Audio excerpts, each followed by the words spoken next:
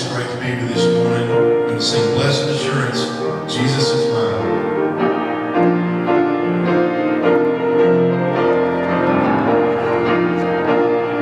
Standing on the promises of Christ my King, eternal ages where His praise is free. Glory in the highest I will shout and sing. Standing on the promises of God.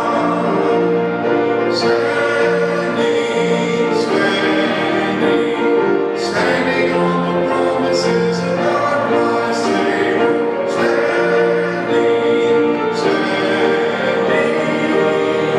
I'm standing on the promises of God. Standing on the promises that cannot fail. When the howling storms of night appear assail, by the living word of God I shall prevail. Standing on the promises of God.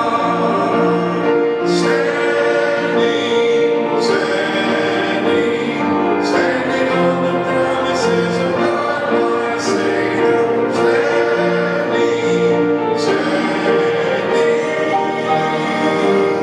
I'm standing on the promises of God. Standing on the promises I cannot fall. Listening every moment through the Spirit's call. Resting in my Savior as my all in all. Standing on the promises of God.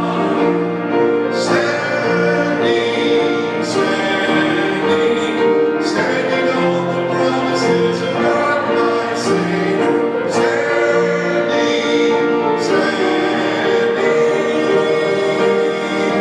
I'm standing on the promises of God.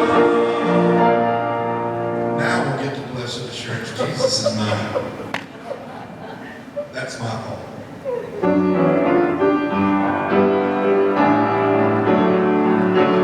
Blessed assurance, Jesus is mine. Oh, what a foretaste of glory divine. Heir of salvation, purchase of God, born of His Spirit, washed in His blood. This is my story, this is my song, praising my Savior all the day long. This is my story, this is my song, praising my Savior all the day long. Perfect submission, perfect delight, visions of rapture, numbers on my side, angels descending from above, echoes of mercy, whispers of love. This is my story, this is my song, praising my Savior all the day long. This is my story, this is my song, praising my Savior all the day long. Perfect submission, all is at rest. I am my Savior, and happy at last, watching and waiting, looking above. Goodness, lost in His love. This is my story, this is my song, praising my Savior all the day long.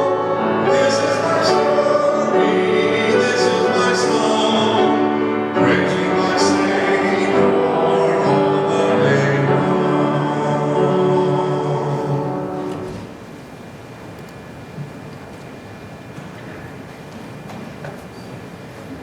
Share a passage of scripture from 2 Corinthians chapter 5.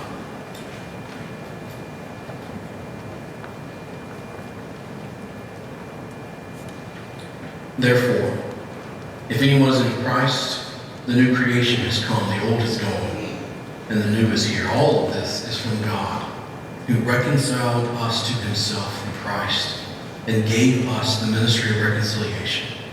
that God was reconciling the world to himself in Christ, not counting people's sins against them, and he has committed to us this message of reconciliation. We are, therefore, Christ's ambassadors. As though God were making his appeal through us, we implore you on Christ's behalf, be reconciled to God. Let's pray together. Father, we want to thank you for the love that you give to us, the hope and the future that we have based on what you have done through Jesus. And you have entrusted that story to us. The story of redemption, of reconciliation, the story of salvation, the possibility that we can be made right with you, the possibility of forgiveness, the possibility of eternal life. Father, would you help us to be ambassadors of that? Would you help us to be the hands and the feet and the mouthpiece of your kingdom, proclaiming this incredible good news? Would you let this be our story and let that story flow through us and out of us to the world around us? Father, I know that you're here. I sense your leadership and direction already, and I ask your continued presence. I ask that you would receive what we have to give you, that you would be honored in it. And God, would you prepare our hearts for the word that you have for us, for this ancient story that you will bring to life, God, that in that we will see ourselves and we will see the future you have for us. And ask these things in Jesus' name. Anna and I are going to sing a couple more songs for you. I will sing the wonder story. I will sing the wonder story of the Christ who died for me. How he left his holy glory for the cross of Calvary. Yes, I sing the wonder story of the Christ who died for me. Sing it with the saints in glory, gathered round at Christmas tree. I was lost and Jesus found me, found the sheep that went astray. Through his loving arms around me, drew me back into his way. Yes, I sing the wonder story of the Christ who died for me. Sing it with the saints in glory, gathered round the Christmas tree.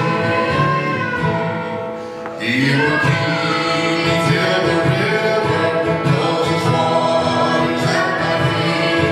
Then he'll bear me safely over where the loved ones I shall meet. Yes, I sing the wonder story of the Christ who died for me.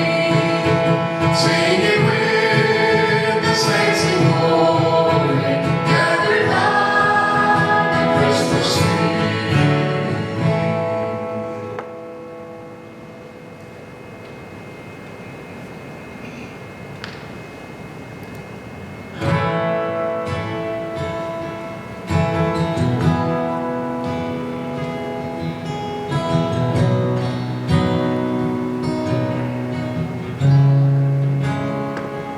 You are here, moving in our midst. I worship you. I worship you. You are here, working in this place. I worship you. I worship you. You are waymaker, miracle worker, promise keeper, light in the darkness, my God, that is who you are. You are waymaker, miracle worker, promise keeper, light in the darkness, my God, that is who you are. You are here, touching every heart. I worship you. I worship you. You are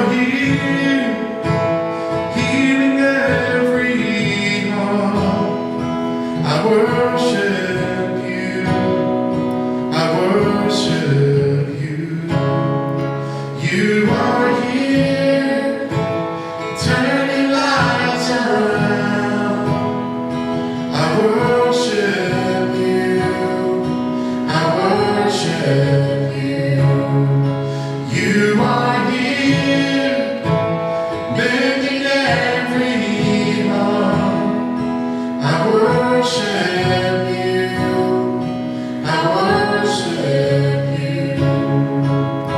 You are waymaker, miracle worker, promise keeper, light in the darkness, my God, that is who you are. You are waymaker, miracle worker, promise keeper, light in the darkness, my God, that is who you are. That is who you are. That is who you are. That is who you are. That is who you are. That is who you are. That is who you are. That is who you are. That is who you are. Even when I don't see it, you're working. Even when I don't feel it, you're working. You never stop, you never stop working. You never stop, you never stop working. Even when I don't see it, you're working. Even when I don't feel it, you're working. You never stop, you never stop working. You never stop, you never stop working. Even when I don't see it, you're working. Even when I don't feel it, you're working. You never stop, you never stop working. You never stop, you never stop working. Even when I don't feel it, you're working. Even when I don't feel it, you're working. You never stop, you never stop working. You never stop, you never stop working. Waymaker, miracle worker, promise keeper, light in the darkness, my God, that is who you are. You are waymaker, miracle worker, promise keeper, light in the darkness, my God, that is who you are. That is who you are. That is who you are. That is who you are. That is who you are. That is who you are. That is who you are. That is who you are. That is who you are.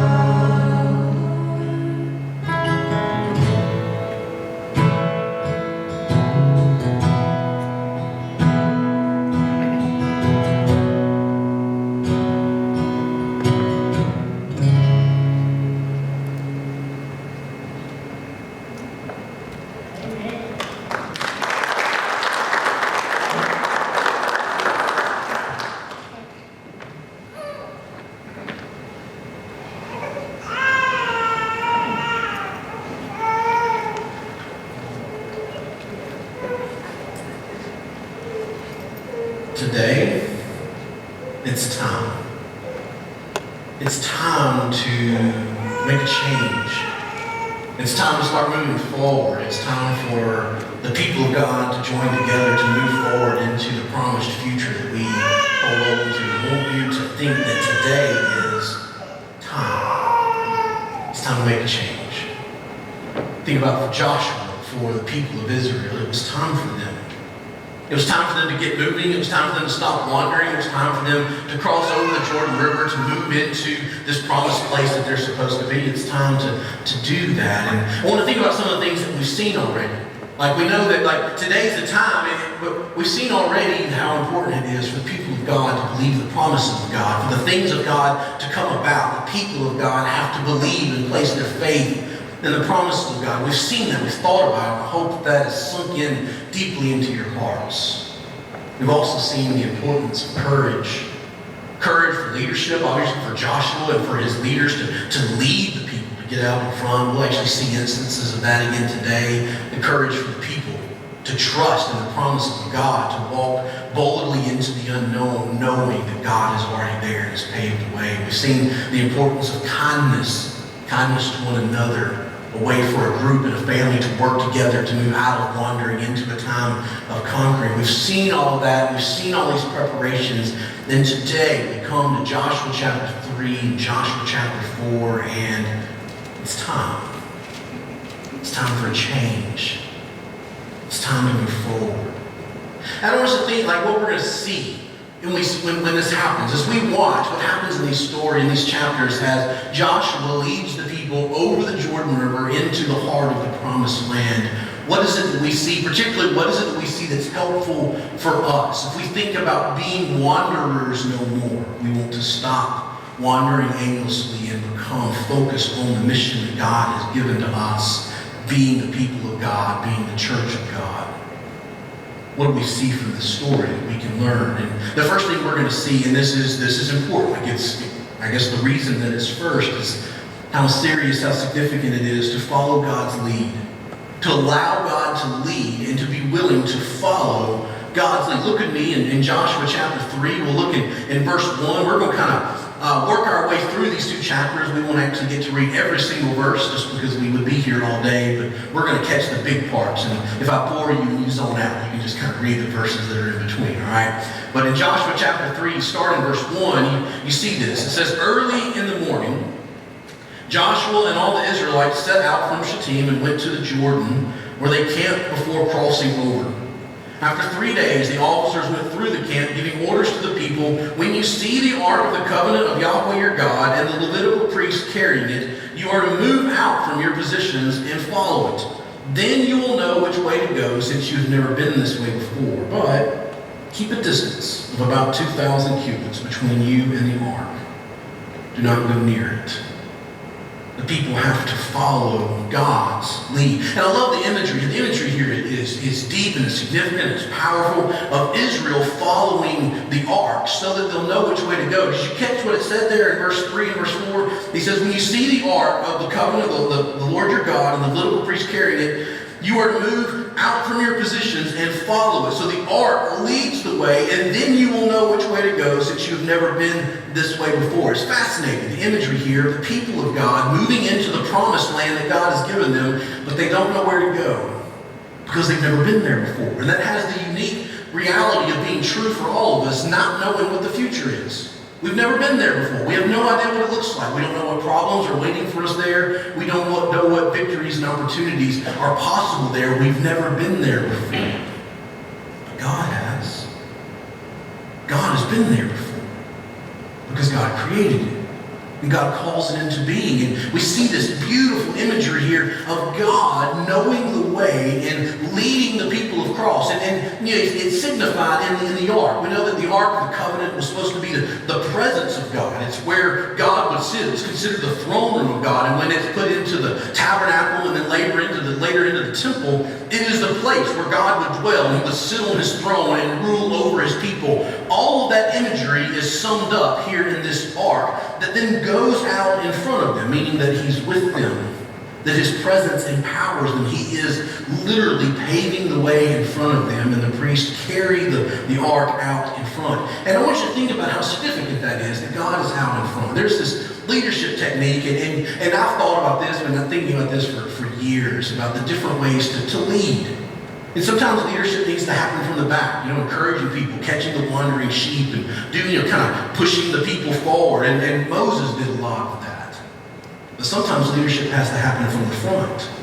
Someone courageous and bold to stand up in the front, like, I have no idea what the next step holds, but I know that God's going that way, and we're going to follow him. Follow me as I follow Christ, is the way that Paul said it. And that's what we see here, is that God gets out in front of his people. We know that during the Exodus, and even during the wandering, like, he's led from the front, he's also led from the back. That pillar of cloud and fire has protected their backside and has also led them from the front side. But in this instance, moving into the unknown, crossing the Jordan, going into the promised land, God is out in front of them. You look at what happens, say in verse 6, you skip down, it says, Joshua says to the priests, take up the Ark of the Covenant and pass on ahead of the people. So they took it up and they went ahead of them.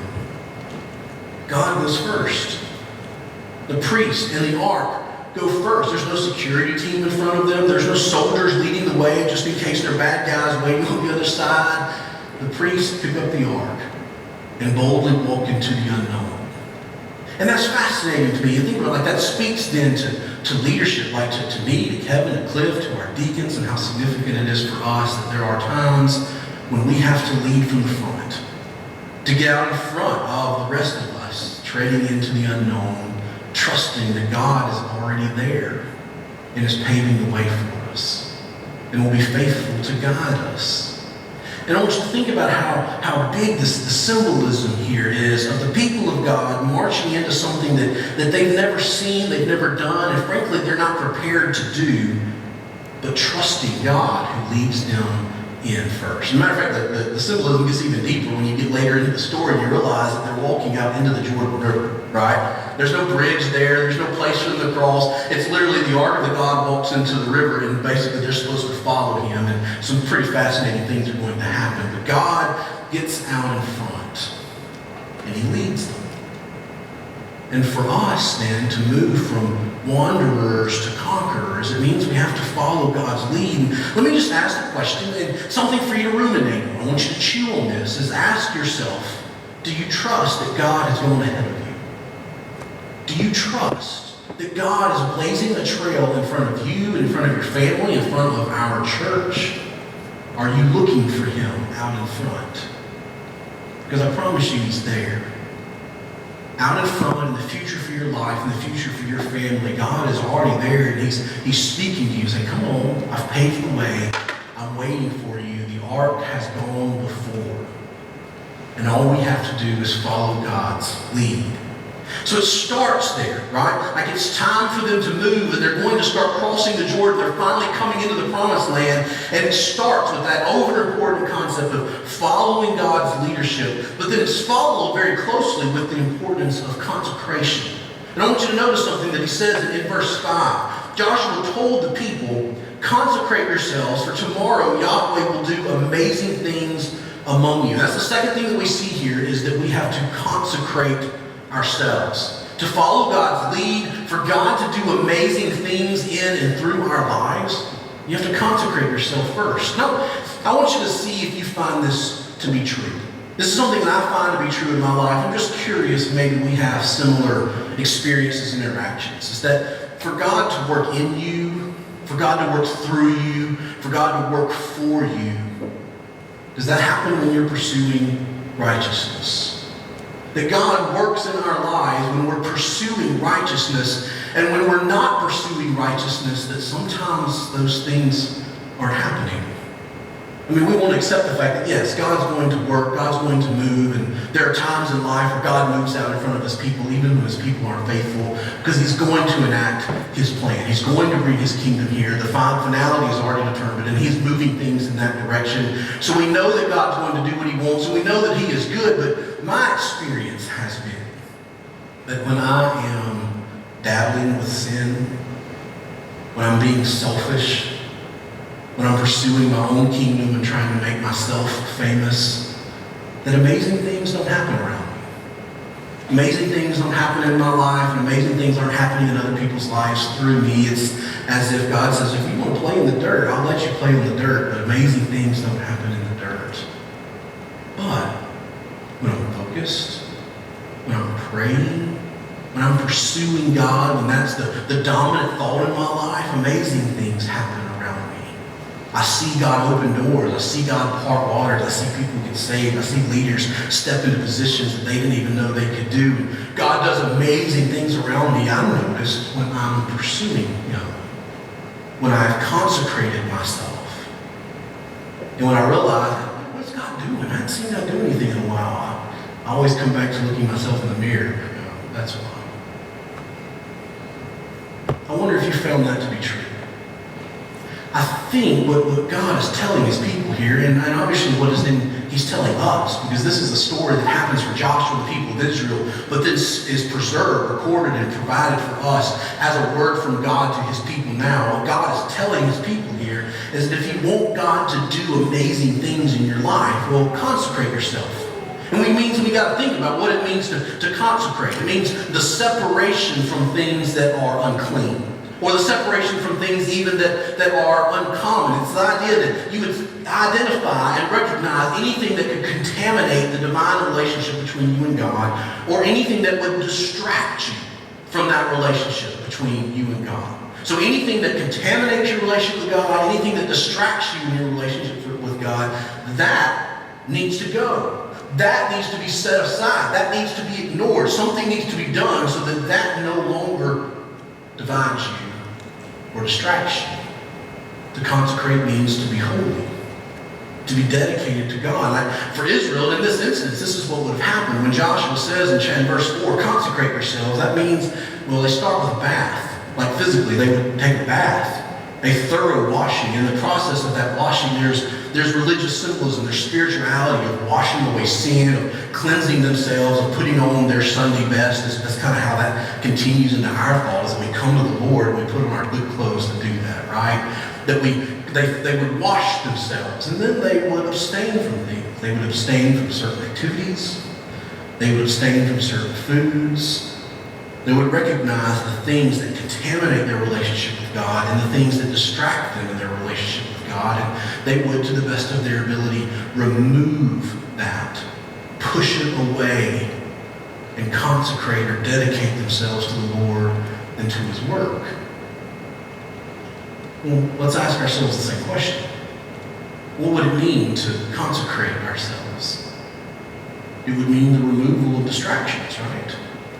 The removal of contaminations, to do a little soul searching and recognize what is the thing that's existing in your life that keeps amazing things from happening. When you recognize God's not doing amazing things in my life, and you start to work your way back, well, what could possibly be happening in my life that's contaminating that relationship or distracting me in that relationship, that's not allowing these amazing things to happen? Well, it's recognizing those things and then removing them. That may be some form of entertainment, television show. It may be a relationship that you have that is burdensome to you and is distracting for you. It may be a positive thing that needs to happen, a renewed focus on Jesus and recognizing that you can go through your whole day without thinking about him. That's a problem. To consecrate yourselves means to recognize and identify the things that contaminate you or distract you from God and to remove them. One of the things, and this kind of hit me between the eyes just a week or so ago. I don't know if y'all seen or heard of Netflix's new show called Space Force. It just came out a couple of weeks ago, and I was so excited about that. All right, it's a comedy.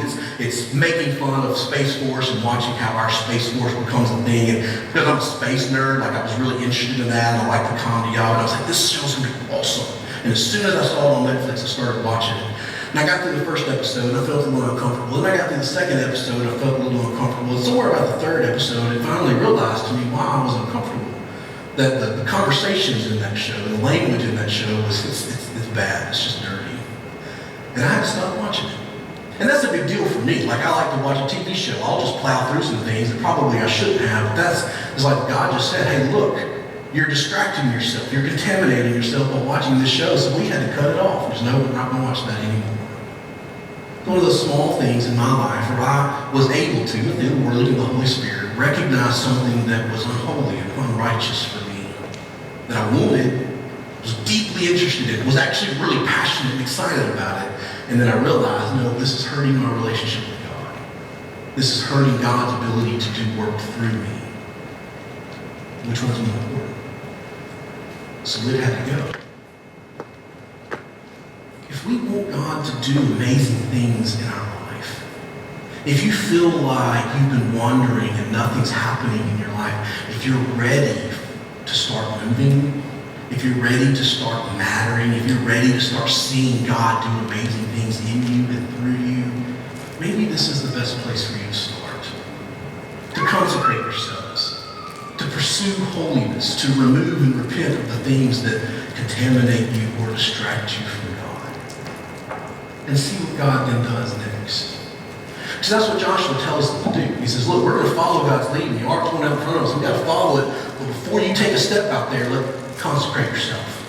Cleanse yourself. Dedicate yourself to the Lord and to the work that he's laid out in front of us. And that's important for us, an important step for us to be wanderers no more. The next thing that we see, and this is kind of the heart of the passage, matter of fact, it's the action of this story that contains chapters 3 and chapter 4, is that we see God's people act on faith. All right, we're going to read a bunch of verses here, so y'all bear in with me. We're going to kind of catch the bulk and the center part of the story. We're going to start in chapter 3, verse 14. So Joshua has said and repeated some of the things that we've already heard already. And then in verse 14 it says, so when the people were camped across the Jordan, the priests carrying the Ark of the Covenant went ahead of them. Now the Jordan is at flood stage all during the harvest, yet as soon as the priests who carried the Ark reached the Jordan, and their feet touched the water's edge, the water from upstream stopped flowing.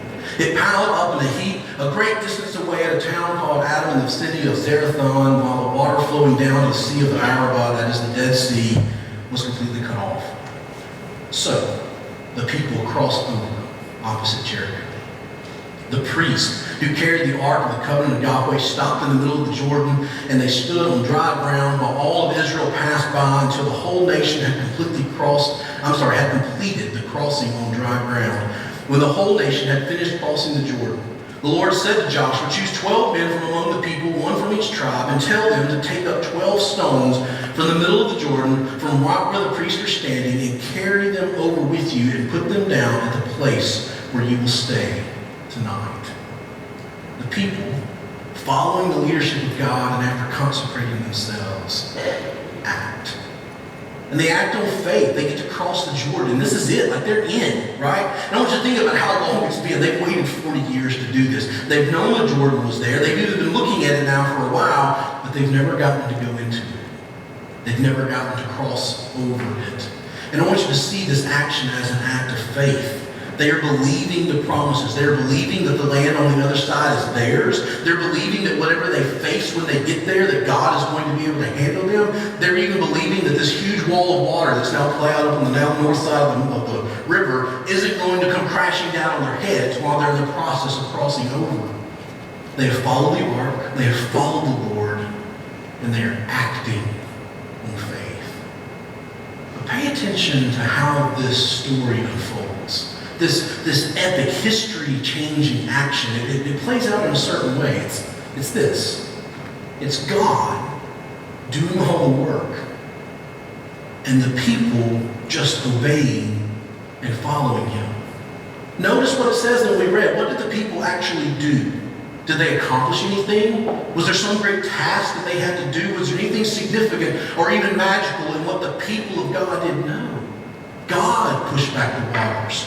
God dried out the land. All the people are doing are responding to that and following the leadership of God. So yes, they're acting. They're getting to do something. They're getting to express their faith, but they're not forcing it.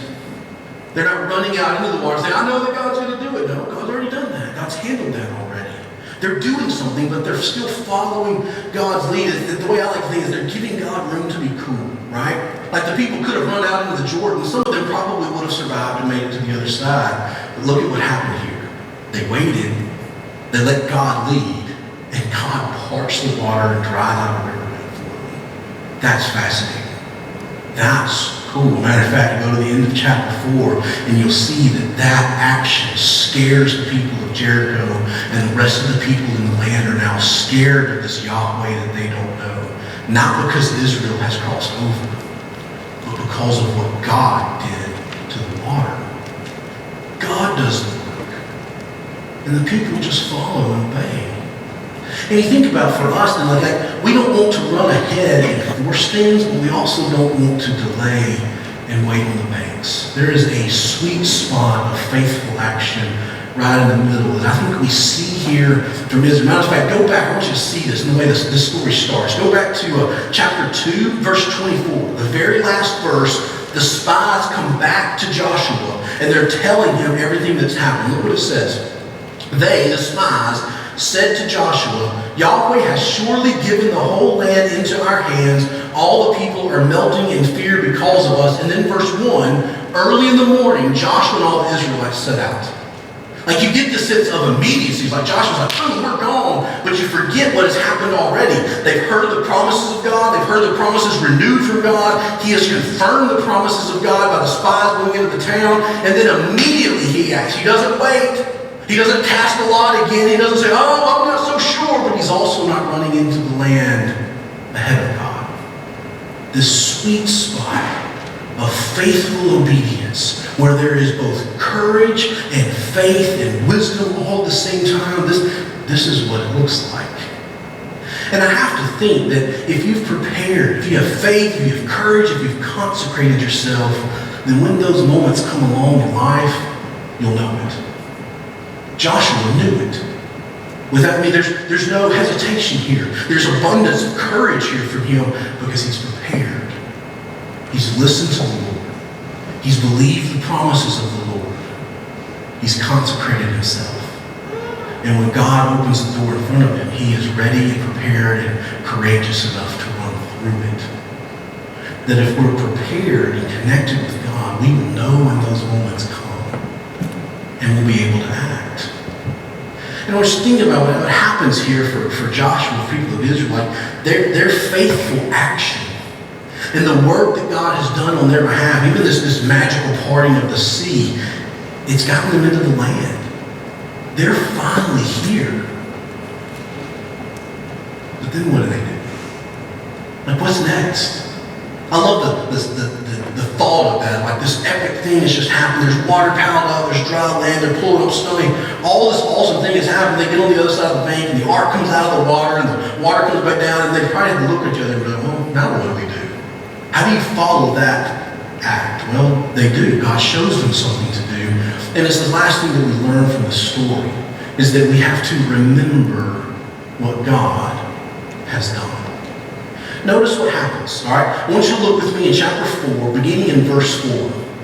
It says, so Joshua called together the 12 men he had appointed from the Israelites, one from each tribe, and he said to them, go over before the ark of Yahweh your God into the middle of the Jordan. Each of you is to take up a stone on his shoulder according to the number of tribes of the Israelites, that's 12, to serve as a sign among you.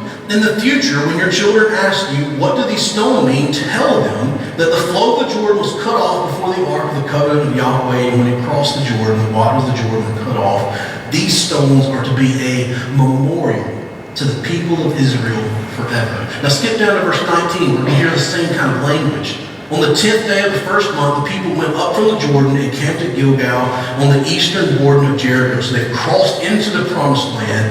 And Joshua set up at Gilgal the 12 stones that they had taken out of the Jordan. He said to the Israelites, in the future, when your descendants ask their parents, what do these stones mean? Tell them, Israel crossed the Jordan on dry ground, for Yahweh your God dried up the Jordan for you until you had crossed over. Yahweh your God did to the Jordan what he had done to the Red Sea when he dried it up before us until we had crossed over. He did this so that the peoples of the earth might know that the hand of the Lord is powerful, and so that you might always fear Yahweh your God.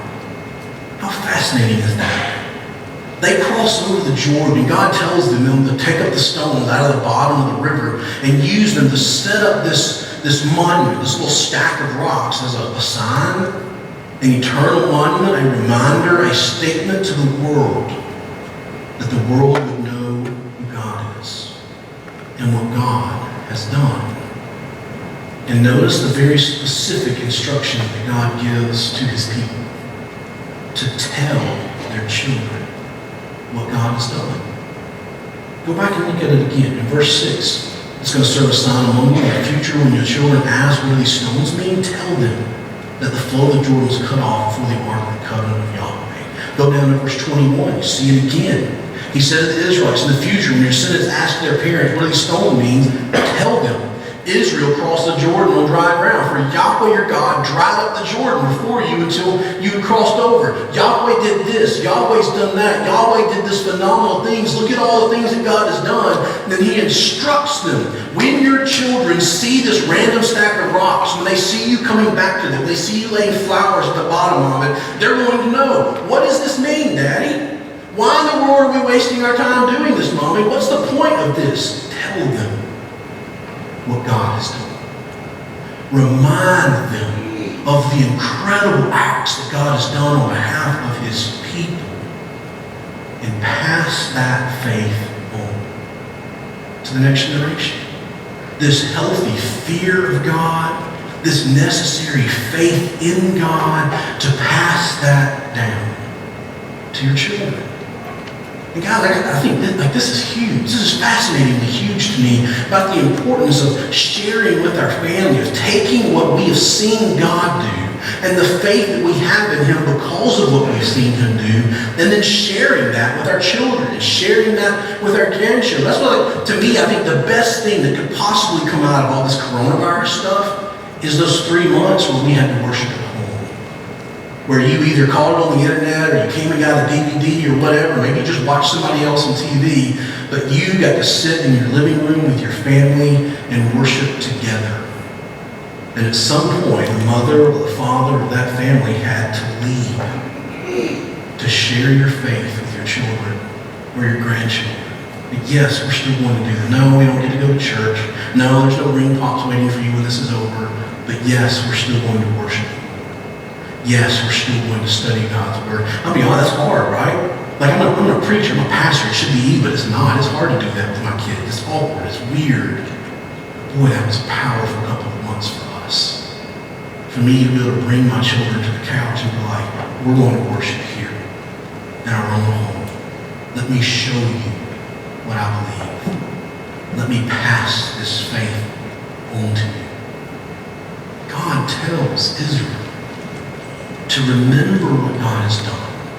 And when your children ask, because your children will, tell them what God has done. And this comes to something that is very core to who we are and this faith that we have, is that our faith in Jesus, our faith in God, our faith and hope in the future that we have, it's all based on memory.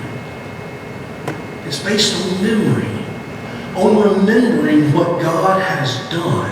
And that remembering what God has done, remembering that God crossed the Red Sea for them, remember that God parted the Jordan for them, remember that God came and died on a cross for us and raised back to life and defeated death, that remembering what God has done gives us hope then of what God will do. Some of you may know this, that right at 3 years ago, my dad was diagnosed with lymphoma. He had a form of cancer. It was around his pancreas, and that, of course, scared us all to death. And, it was a scary and difficult time, but the Lord was good to him. It took about a year, but he has been healed from that. Right now, it's considered in remission. If everything continues to progress well, this time next year, he will be declared as cured, beating cancer. That's phenomenal. And we see that, our family, of course, recognizes that as God healed him.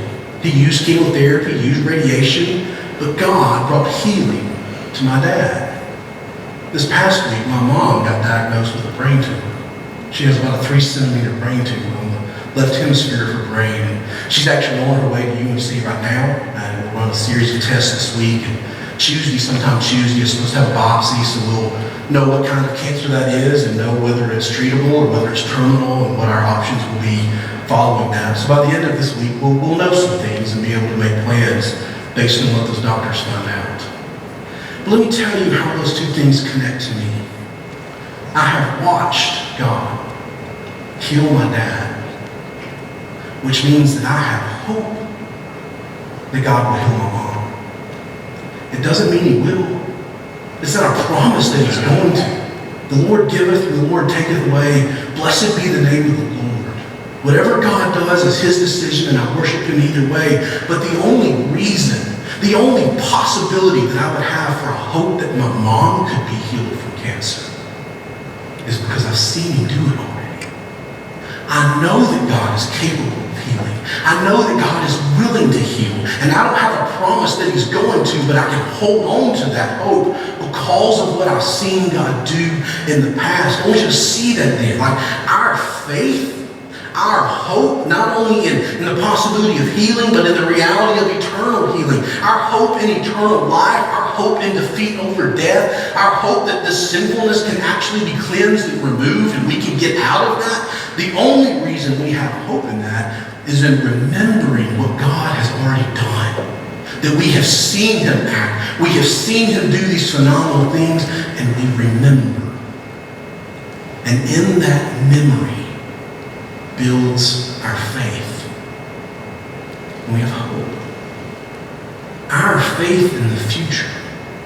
And what empowers us to move into the future, to walk into the unknown, to boldly go into the darkness or walk into a river, hoping that God is already there. Our faith in that is completely based on memory of God's faithful action in the past.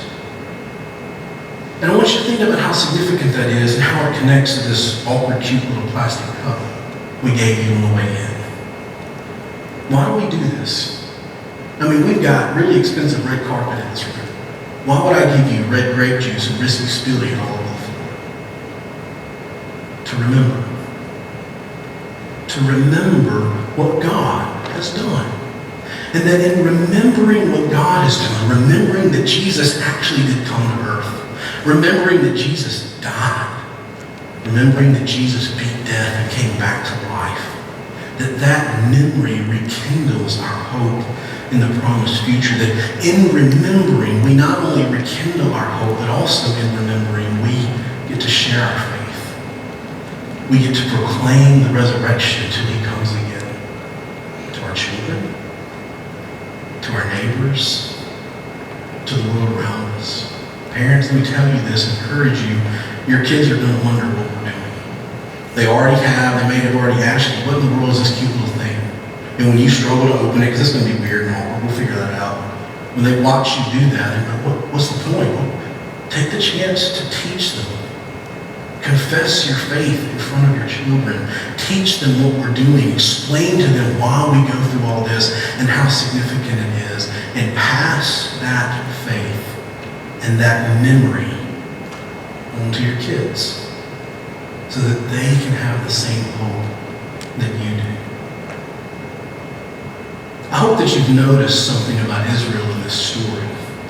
And really all through all 4 chapters so far, is they've really not done anything yet, have they? They've done nothing. They have accomplished really nothing. There have been no battles. There have been no victories. There's no new territory that they can claim for themselves. They've not staked a flag in anything. And yet, even before any of those awesome things are going to happen, they have already stopped to memorialize what God has done, to empower them and give them hope of what he's about to do.